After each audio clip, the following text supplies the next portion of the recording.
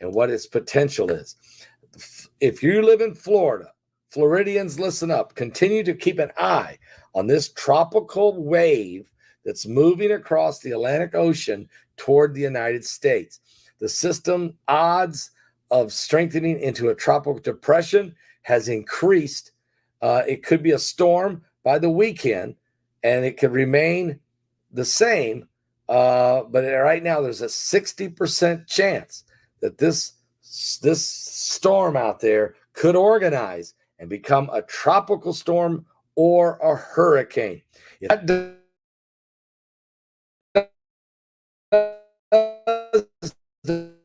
Debbie, D-E-B-B-Y, Debbie. It would be the fourth named storm of 2024 in the Atlantic hurricane season. This tropical disturbance currently is near the Lesser Antilles, just north of the Caribbean Sea. It's producing a broad area of disorganized shower and thunderstorm activity.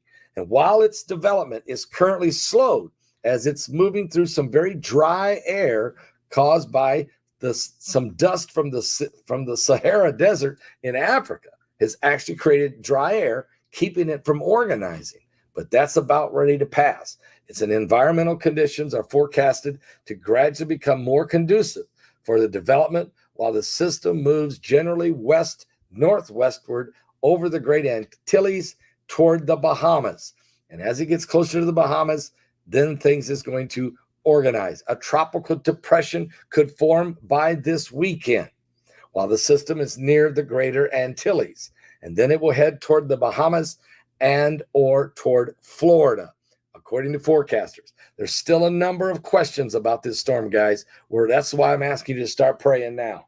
We don't need this thing. We just don't need it coming toward Florida.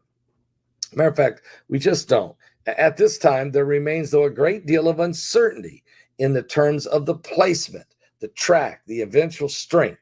Matter of fact, Tim Sedlock, who's a meteorologist with the National Weather Service, is saying that the models will continue to have a problem with this feature until a low actuality develops.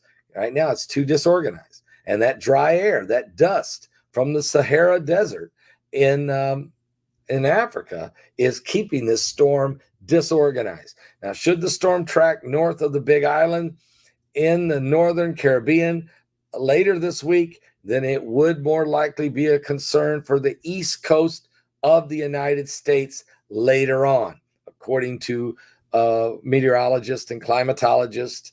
On the other hand, should the storm track just south of the Big Islands, it may be more of a concern for the U.S. Gulf Coast later on. That means it could actually get into the Gulf of Mexico. We don't expect that, but the highest current possibility is a potential center for a near or just east of Florida, according to Matt DeWitt, who is also a meteorologist. Now, the American model has been the outliner. If anything, it seems like the model is shifting a little east, closer to the European model, which is not perfect, but statistically, it sometimes is the most accurate. If the system does track east, Florida's west and Gulf Coast won't see more than our typical summer scattered storms that we get almost every day in Florida. But if the models shift west, our rain chances would increase with more minimal impact felt. It will likely get stronger and better organized as it moves away from the Florida on Sunday into Monday as it moves over warm water with lower shear and better moisture levels. He said, I would not cancel any plans for the weekend. It's going to be fine. This weekend's going to be okay in Florida. I wouldn't especially worry about that. But what will this thing do? The east side, there might be some rain, maybe a little bit of gusty winds at times. The only area that really that people are concerned about more could be the Bahamas. And we're not going to say that's going to be terrible, but it could be some gusty winds and some rain. And the question is, will this storm organize and become a tropical storm? Debbie. At that point, the state of Florida, the impact could be minimal. But according to reports, they are saying it likely be a tropical storm as it pulls up off the east coast of Florida and heads toward the Carolinas. And that's where it could be a problem. Still, we're not going to write anything off because this storm is not organized. Because it's not organized. As long as that Sahara Desert dust keeps that air dry above the storm, it will prevent the storm from organizing and becoming a tropical storm or even a full-blown hurricane. We just don't know. And so we're going to be watching. But I wanted to get out ahead of it, guys. I really did, because, you know, I keep an eye on things. Anytime I see a 60% chance of a tropical storm or hurricane, I'm going to keep my eyes open and watch it closely, because that's how people get caught off guard. Matter of fact, this last Hurricane Beryl, nobody was talking about it. Nobody except BP Earthwatch.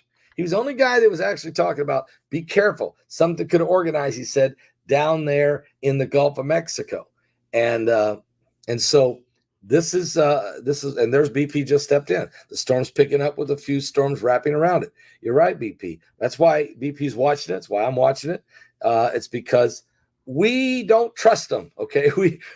And that, as long as that dry air, that dust from the Sahara Desert of Africa, as long as that dry air and dust stays above that area of the storm can't get enough moisture, can't pull enough power and energy together to create a tropical storm or hurricane. But the waters are very warm. And when you have warm water, guys, especially as warm as the water is this year, it has a lot of energy. It creates energy. And my concern is that the storm just kind of sets out there, and that dry Sahara dust and that dry air blows out, and all of a sudden you get that warm, moist air and the heat and the hot water already in the ocean, and all of a sudden those storms that are wrapping around, they start to organize. They start to get organized. And when that happens and you get to a tropical storm, Debbie, then you